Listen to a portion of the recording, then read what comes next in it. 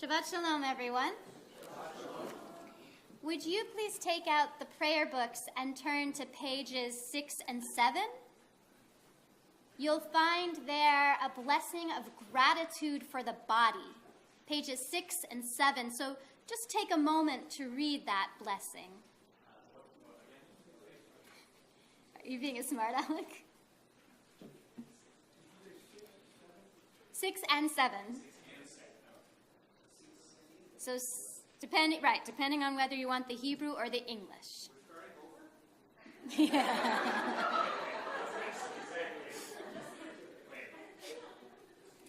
It's a beautiful translation. Were I to have the opportunity to help with the translation, I might have done it a little differently. There are some words in the Hebrew that have beautiful poetry. They have a meter to them. It says, nikavim, nikavim, chalulim, chalulim. Nikavim are punctures or holes. That might be the nostrils, the pupil, the valves of the heart. Chalulim are pipes, the veins, the trachea, the intestine. And this prayer expresses gratitude for those pipes and holes in our body.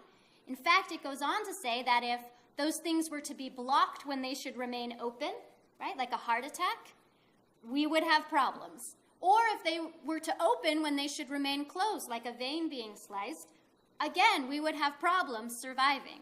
So it's gratitude that our pipes and our holes work the way they're supposed to. And that means that they are always in a constant state of readiness to serve our bodies so that we can exist. That's the theme of today's sermon, being in a perpetual state of readiness to serve. Although in our case, perhaps our job is to serve our fellow human beings and our Creator. One of the words, chalulim, has a shoresh in Hebrew, a root, chet lamed lamed, which means void or emptiness. For example, a flute in Hebrew is a chalil.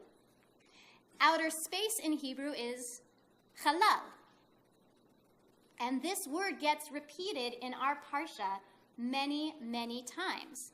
But of course, it's a different context than the beautiful blessing that we examined. In this context, it means to be defiled. So what is this connection? If you look at our parsha, it's a description of how the priest has to maintain a state of purity, a state of readiness, and he must not become defiled. There are ways that this could happen, and I break it into 3 categories: death, scandal, or some sort of injury or illness.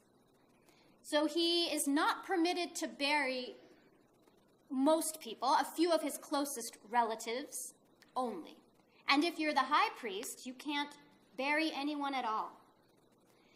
He is not permitted to be associated with what in those times would have been a woman with a questionable background, right? Not in our context today, understand me, but in their context, he cannot be connected to a woman who brings scandal into his life. And he is not allowed to serve if he is injured or damaged in some way. I have talked to people who have experienced these 3 categories of pain in life: death, scandal, or illness and injury. And sometimes they describe the emotion they feel as empty, void. They have nothing left to give anyone else in their day-to-day life. So is the priest so elite that he shouldn't suffer what the rest of us suffer? I actually think the text is saying the reverse. The priest is somewhat like the Ner Tamid, which constantly burns as a symbol of the connection between God and humanity. The priest has to be in a perpetual state of readiness to serve the people. And all the more so the high priest. Can you imagine what would happen on Yom Kippur if the high priest had become defiled in a way that he was too empty to do his duties? Who would walk into the Holy of Holies and atone for the sins of our entire community? But could there be an exception? Because the priest is not just a vessel to connect us to God. What would the scenario be where there is an exception made for the priest to come in contact with this kind of pain? Of course there's one. Rashi interprets verse 1 of chapter 21. There it says, "Lenefesh lo yitama ba'amav." A priest cannot become defiled for the dead among his people. Rashi would have made a good lawyer.